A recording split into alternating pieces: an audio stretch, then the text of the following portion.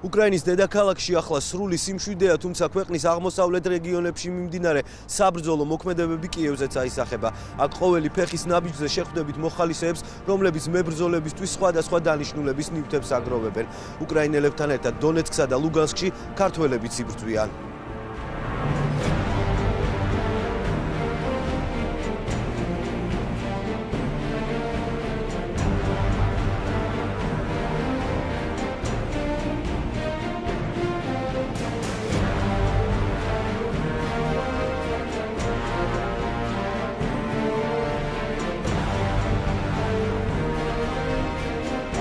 Ласкаво просимо до пекла. Слава нації!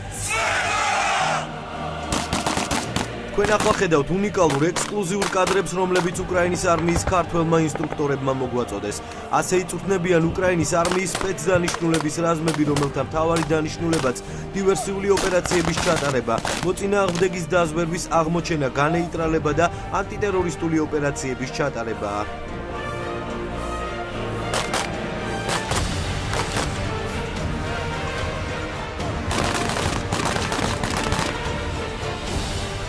დღეს უკრაინაში სხვადასხვა მოხალისეთა ბატალიონებში, როგორც აიდარში, ისე დონბასში, ისე აზოვში, ასევე რეგულარულ შეიარაღებულ ძალებთან უკრაინის ბევრი არიან ქართველები, მოხალისე ქართველები, რომლებიც ყოველგვარი საზღაურის გარეშე ღებულობენ მონაწილეობას როგორც საბრძოლო ოპერაციებში, ასევე ეხმარებიან ოპერაციების დაგეგმვაში, ეხმარებიან პირადი შემადგენლობის მომზადებაში. აფხაზეთში მებრძოლი უკრაინული ბატალიონი არგოს დივიზია ასეთი იყო. თუ ჩვენ ვერ შევაჩერებთ მტერს ფსოუსთან, მისი გაჩერება დნეპრთან მოგვიწევს. ქართველი მებრძოლების თქმით ახლა პირიქითაა, ისინი მტრის შეჩერებას დონბასში ცდილობენ. ჩვენ არანაირ საზღაურს არ ვიღებთ, ჩვენ ვართ აქ იმისათვის, მხოლოდ ერთი იდეა გვაერთიანებს, რომ უკრაინის გამარჯვება დღეისათვის საქართველოს გამარჯვებაც იქნება. იმიტომ რომ ჩვენ საერთო მტერი ყავს და ყველას კარგად გვახსოვს 90-იანი წლები საქართველოსათვის, მერე 2004-2008 წელი და ფაქტი ერთია, რომ ჩვენ დღეს საქართველოს და უკრაინას ერთი მტერი ყავს.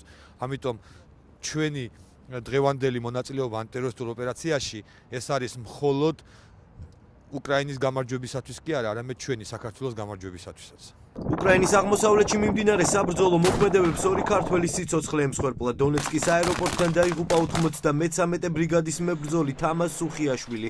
პირველი მსხვერპლი კი ქართული ნაციონალური ლეგიონის წევრი ალექსანდრე გრიგოლაშვილი იყო.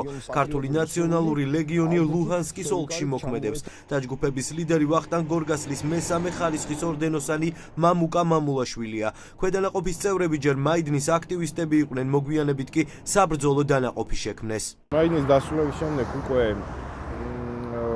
ჩვენ ასე ვთქვათ, ჩამოაყალიბეთ დანაყოფი, არც ისე მრავალრიცხოვანი, მაგრამ საკმაოდ მაღალი კვალიფიკაციის პროფესიონალებისგან შემდგარი დანაყოფი იყო. საკმაოდ დაძაბული მონაკვეთი იყო ფრონტის ხაზზე, სადაც ჩვენ ვიყავით განლაგებულები. ქართული ლეგიონს აქვს ასე ვთქვათ, პატრიოტული მიმართულება. ქართული ლეგიონი იბრძვის იდეოლოგიისთვის, ქართული ლეგიონი იბრძვის ყოველი ქართველისთვის, ასე ვთქვათ, იბრძვის საქართველოს დამოუკიდებლობისთვის, მართალია დღეს უკრაინაში. ეს არის мотивация, რისთვისაც ვართ აქ. ბედნიერებაა მათთან ერთად ომი, ასე ახასიათებს მემარჯვენე სექტორში შემავალი ეგრეთ წოდებული კიბორგების ბატალიონის წევრი იაშკა ციგანკოვი ქართველ მებრძოლებს.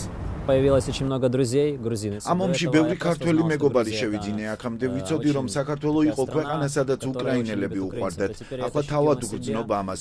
ვიბრძოდი ქართველები მხარდამხარ, ჩავატარეთ ერთობლივი ოპერაციები, ყველა წარმატებით. ასეთ მებრძოლებთან ერთად ყოფნა უდიდესი სიამოვნებაა. სხვადასხვა ბატალიონებში იბრძვიან ქართველები სამწუხაროდ აქ მსხვერპლიც.